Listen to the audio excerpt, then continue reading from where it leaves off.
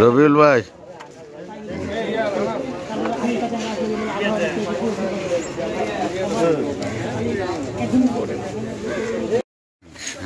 সকল সদস্যদেরকে আমি অভিনন্দন জানাচ্ছি।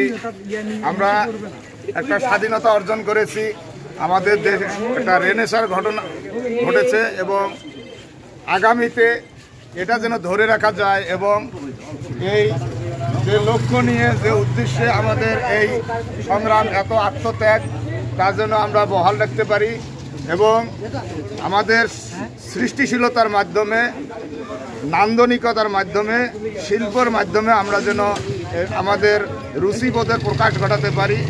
এই উদ্দেশ্যকে সামনে নিয়ে আজকে গ্রাফিতি আর্ট উদ্বোধন হচ্ছে। এখানে সকল ছাত্রদেরকে আমি তাদের মনের ইচ্ছা ফুটিয়ে তোলার জন্য আহ্বান জানাচ্ছি। ধন্যবাদ সকলকে। সংশ্লিষ্ট সবাইকে শুভেচ্ছা জানাচ্ছি। মিডিয়া যারা সাথে আছে, বৈষম্য ছাত্র বিরোধী আন্দোলনের যারা ছাত্রছাত্রী আছেন সবাইকে, আর সর্বস্তরের স্টুডেন্ট এখানে আছে। আসলে এরা এক সময় এটা অ্যারেঞ্জ করেছিল, কিন্তু এটা অ্যারেঞ্জের মানে একজন সমন্বয়কের দরকার। এরা আমি লক্ষ্য করছি যে এই সমন্বয়টা হইতেছে না। তো আমি আসলে শিল্পের চিন্ময়ীদের একটা অংশ জুড়ে আমি আছি। তো এদেরকে একত্রিত করে আমি আসলে করার চেষ্টা করতেছি। এদের স্বতঃস্ফূর্ত অংশগ্রহণ এটা আমার বা আমাদের এই চিন্ময়ের জন্য একটা বিশাল ইতিহাস। যেমন আমাদের দেশে একটা নতুন স্বাধীনতা আসলো নতুন করে, এই আঙ্গিকে আমরা চিন্ময়ীকে নতুন শৈল্পিক রূপে সাজাবো। এই ধারাবাহিকতা আমাদের স্টুডেন্ট যেভাবে এখানে সাড়া দিচ্ছে আমার খুব ভালো লাগতেছে। তো সবাই আমরা ভালো থাকি, সবাই এদের জন্য শুভেচ্ছা জ্ঞাপন করবেন আর দোয়া করবেন আমার জন্য, এই পুরো প্রজেক্টটাকে সুন্দরভাবে গুছিয়ে নিয়ে শেষ করতে পারি। ধন্যবাদ সবাইকে। আসসালামু আলাইকুম। সারা বাংলাদেশের চিলমারিতে সৌন্দর্য এবং আলোকের চিলমারি করার জন্য আমরা একটা গ্রাফিটি আয়োজন করেছি।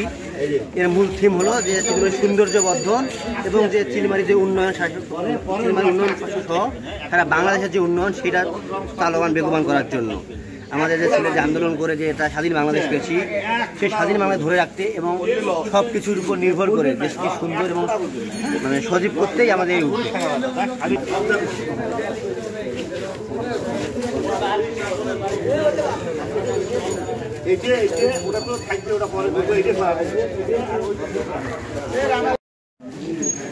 বলে আজকে আমাদের জুলাই বিপ্লবের ঘটনাকে কেন্দ্র করে যে গণ আন্দোলন হয়েছিল সেটা নিয়ে আজকে শিক্ষার্থীরা গ্রাফিতির আগ্রহ প্রকাশ করে। তো আমরা শিক্ষকরা পাশাপাশি আমাদের আবু আর্ট স্কুলের শ্রদ্ধেয় আবু ভাই আমরা উদ্যোগ নেই যে স্টুডেন্টদেরকে সেই সুযোগটা করে দিব। পরে সেই ডেটটা আজকে ঠিক হয়েছে এবং আমরা মনে করি এই যে জুলাইয়ে যে জুলাই বিপ্লব এবং গণ আন্দোলন ঘটেছে এটার পিছনে যে ইতিহাসগুলো আছে ইতিহাসগুলো একসময় বিলুপ্ত হয়। তো এটা যাতে বিলুপ্ত না হয় এটাকে কিন্তু বিভিন্নভাবে সংরক্ষণ করা উচিত। তো আমাদের চিলমারিতে দেয়াল লিখন বা আমাদের গ্রাফিতি এটা যদি হয় তাহলে কিছু ঘটনাকে হয়তো মানে আমরা সংরক্ষণ করতে পারবো, যেটা হয়তো আরও বহু সময় ধরে দেয়ালে থেকে যাবে এবং আমাদের যত নতুন প্রজন্ম হয়তো এই লেখাটা থেকে জানতে পারবে যে এই ঘটনাটা ঘটেছিল। অ্যাকচুয়ালি আমাদের দেশ সবসময়ই আসলে একটা বীরের দেশ, সুন্দর দেশ। এই দেশে স্বদেশপ্রেম আপনি দেখবেন, যদি এখন 20 কোটি মানুষ হয়, 20 কোটি মানুষের আমি মনে করি যে অন্তত 19.5 কোটি মানুষ এই দেশকে ভালোবাসে। এই আপনি একটা ব্যক্তিগতভাবে যদি দাবি করেন, আমি যদি একটা করি, সেইটা ভুল হইতে পারে, কিন্তু যখন আপনার 18 কোটি মানুষ একটা দাবি তুলবে, সেটা কোনোভাবেই ভুল না, সেটা অবশ্যই সঠিক। আমি যদি সেটাকে সঠিক নাও মনে করি, তবু আমাকে ভাবতে হবে যেহেতু 18 কোটি মানুষ চাচ্ছে, নিশ্চয়ই সেটা ঠিক। এভাবে যদি চিন্তা করি, এখন এই যে গতকালকের আপনি যে ফেনীর ঘটনা দেখেন এই অজানা মানুষগুলা ফেনীতে যে বন্যাগ্রস্ত হয়েছে ভারতের হঠাৎ করে বাঁধ খুলে দেওয়ার কারণে, এই যে সারা দেশ থেকে মানুষ স্পিডবোট, নৌকা, ত্রাণ এগুলা নিয়ে ছুটে যাচ্ছে, এটা কিন্তু মানে অচেনা মানুষের জন্য। এই ভালোবাসাটা, এই হচ্ছে দেশের মানুষের উপর যে দেশের টান, এটা কিন্তু আসলে অবশ্যই শ্রদ্ধা করার মতো বিষয়। তো আমরাও এখন এ দেশটা আসলেই সুন্দর, এদেশে অনেক দেশপ্রেম থাকে। আপনি যে গণ আন্দোলনে দেখেন জুলাই মাসে সবসময়ই একটা লাঠিচার্জ হইলেই একজন আরেকজনকে ছুটে চলে যায়, গুলি চললে ছুটে যায়, কিন্তু আপনি জুলাইয়ে দেখবেন সেই শৈশবের বন্ধুটা, যখন একজন বন্ধু গুলিবিদ্ধ হয়েছে, সেই বন্ধুটাকে কিন্তু ছেড়ে যায়নি। পুলিশের গুলির মুখেও ওই তাকে নিয়ে টেনে হিঁচড়ে নিয়ে যাচ্ছে যেন অন্তত হাসপাতালে নিয়ে যেতে পারে, অথচ তারও কিন্তু গুলি লাগার ভয় ছিল, তারপরও সে সেই কাজটা করছে। এটা আমাদের আসলে জাতীয় জীবনে একটা গোল্ডেন, এটা একটা সোনালী অধ্যায়, সোনালী সময়। এর আগেও যেমন আমরা 52 পার করেছি, 71 পার করেছি। 52তে যদি আপনি দেখেন, 52 মানে আমাদের জন্য আসলে এই যে বাংলায় কথা বলতে পারি, এটা মানে হয়তো এভাবে মাতৃভাষায় কথা বলতে পারার শান্তিটা হয়তো উর্দুতে বললে বা অন্য কিছু বললে আসতো না। তো রফিক, শফিক, বরকত জব্বার ওনারা জীবন দিয়েছেন, হয়তো আমরা বাংলায় কথা বলতে পারছি। 71-এ হয়তো দেখবেন যে অনেকজন শহীদ হয়েছেন, জাহানারা ইমাম তার সন্তানদেরকে বিলিয়ে দিয়েছেন, বিভিন্ন আজাদরা ক্রাক প্লাটুনের সদস্য, ওরা মারা গিয়েছেন, এত 30 লক্ষ শহীদ ছিলেন, যার কারণে হয়তো আজকে আমরা কি করতে পারি, আমরা কোটাতে 56%, তবু খুশি না, আমরা 100%-এর দিকে যাচ্ছি। কিন্তু একসময় কিন্তু যখন পাকিস্তান ছিল, তখন আমাদেরকে কিন্তু এই কোটার জালেই বন্দি করেছিল। মানে আমাদের এই পূর্ব বাংলায় দেখা গেলো চাকরি নাই, ওখানে সব চাকরি, এখানে ধন সম্পদ ওখানে নিয়ে যাচ্ছে। তা আমরা বাংলাদেশে মোটামুটি সেই সুবিধাটা পাইছি 71-এর মাধ্যমে। এখন আবার আসছে আপনার 24-এর গণ আন্দোলন। এই 24-এর গণ আন্দোলনে যে আমরা এখন যে জিনিসটা পাচ্ছি, এই যে স্বাধীনভাবে যে যার ইচ্ছা কথা বলতে পারতেছি, এখন অনেকেই মন খুলে কথা বলতে পারতেছে, এটাও কম না। হয়তো একসময় হয়তো কি একটা ফেসবুক স্ট্যাটাস দিলেও ডিজিটাল নিরাপত্তা আইন যেটা করলো, সেটা দিয়ে একটা ফেসবুক স্ট্যাটাসের কারণে, একটা কথার কারণে একটা মানুষকে এই মধ্যরাতে নিয়ে যেতে পারতেছে। একটা স্বাধীন রাষ্ট্রে কখনোই এটা হইতে পারে না যে আপনি মধ্যরাতে ডিবি পরিচয়ে গুন্ডার মতো করে একটা মানুষকে তুলে নিয়ে গেলেন, 9 বছর 10 বছর ধরে তার খোঁজ নেই। এটা হইতেই পারে না। আপনি অ্যারেস্ট করেন, অপরাধী হলে অ্যারেস্ট করেন, কিন্তু কীভাবে করতে হবে, আপনাকে অ্যারেস্টের মতো করতে হবে। মিডিয়া জানবে, পরিবারের সদস্য জানবে, এলাকাবাসী জানবে, তার বিচার হবে, এটা স্বাভাবিক প্রসেস। কিন্তু এই যে ঘুম, যেটা আপনার যে একটা মানুষ চলে গেল, এই যে দেখেন, আপনি যদি দেখেন আজমি, আপনি যদি আরেকজন ব্যারিস্টার আরমান দেখেন, কি একটা, আপনি যদি চিন্তা করেন যে একটা মানুষকে নিয়ে গেল 9 বছর 10 বছর ধরে, তার পরিবার জানতেই পারতেছে না মানুষটা কোথায়। হঠাৎ করে সেই ভদ্রমহিলা অপেক্ষা করতে করতে করতে করতে স্বামীর অপেক্ষায় থাকতে থাকতে অবশ্যই তিনি লাকি ছিলেন, আরমান পেয়ে গেলেন হচ্ছে তার ওয়াইফকে, অবিবাহিত অবস্থায় এসে পাইলেন। কিন্তু আজমির কি হলো, 9 বছর অপেক্ষা করে 9ম বছরের বেলায় বিয়ে করলেন, স্বামী 10 বছর পরে এসে দেখলো।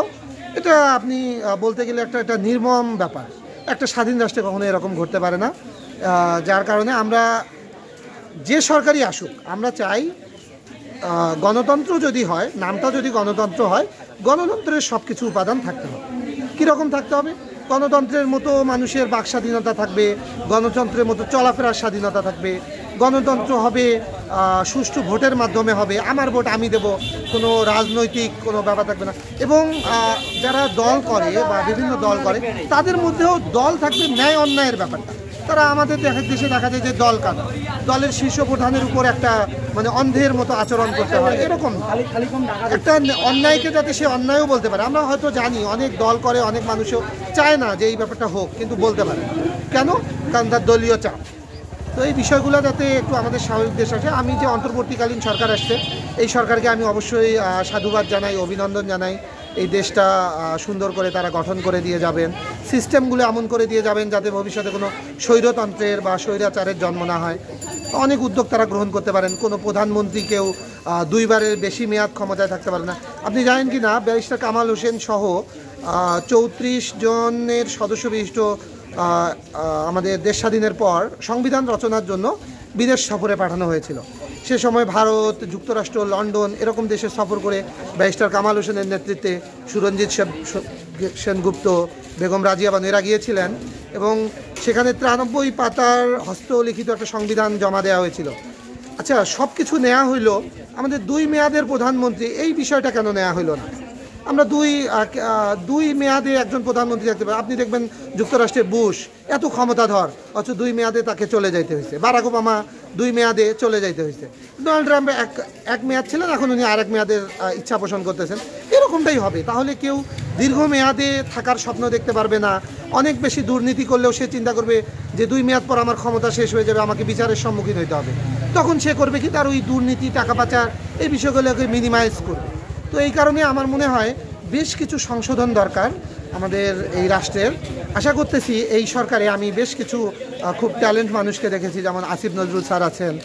ডক্টর ইউনূস সম্পর্কে তো মানে বলতে গেলে তো উনি নিজেই একটা হচ্ছে আপনার মানে একটা পাঠ্যপুস্তক হয়ে যাবেন বা একটা পঞ্জিকা হয়ে যাবেন। তো ওনার যে উনি অর্থনীতির একজন মানুষ, অর্থনীতির সম্পর্কে ধারণা আছে। এই যে দেশের ব্যাংক খাত এখন যে হাজার হাজার কোটি টাকা পাচার হয়ে যে অবস্থায় আছে, এই অবস্থা থেকে আমি মনে করি যে ডক্টর ইউনূস যদি তার মেধা, তার শ্রম খাটান, আসিফ নজরুল যদি তার মেধা মননগুলোকে কাজে লাগান, তারপর আরও একজন আমাদের ট্যালেন্ট মানুষ আছে এই উপদেষ্টা পরিষদে, আপনারা হয়তো একটু জানবেন যে সালেউদ্দিন আহমেদ, সাবেক ব্যাংক গভর্নর, ইনি এই মানুষগুলা যদি চেষ্টা করেন এই দেশকে, কিন্তু আমাদের করতে হবে কি জানেন, একটু সময় দিতে হবে। এরা যাতে অনেক কিছু গঠন করতে পারে, তৈরি করতে পারে, একটা সিস্টেম দাঁড় করাতে পারে, সময় দিতে হবে। আপনি আরও উদ্ভট দেখবেন দাবি, যেন হচ্ছে আমার বাড়ির একটা যে বাথরুমের কল নষ্ট হয়েছে, আমি রাস্তায় গিয়ে বলতেছি যে সরকার ঠিক করে দেন। কেন এরকম? এই যে প্রকল্পের চাকরিরা, ফ্রিল্যান্সিং চাকরিগুলা, এদেরকে একদম নিয়োগ ছাড়া, কোনো সার্কুলার ছাড়া, কোনো পরীক্ষার পদ্ধতি ছাড়া এদেরকে নিয়োগ দেওয়া হয়েছে। এরা কেন কীভাবে সরকারি চাকরি যাবে? তো এই সরকারকে যৌক্তিক আন্দোলন, অযৌক্তিক আন্দোলনগুলা বুঝে সিদ্ধান্ত নিতে হবে।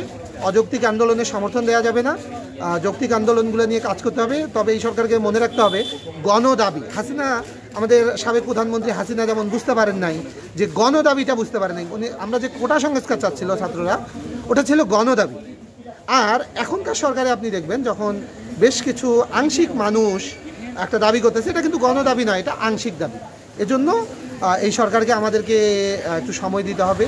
যে যার মতো ইচ্ছা আমরা রাস্তায় নামবো না, হ্যাঁ, একটু সময় দিলে হয়তো বা এই সরকার আমাদের জন্য একটা ভালো রাষ্ট্র উপহার দিতে পারবে এবং পরবর্তী যে নির্বাচনী যে সরকার আসবে তাদের জন্য একটু সঠিক সিস্টেম তৈরি করতে হবে। তবু এই সরকারকে আমার শুভকামনা।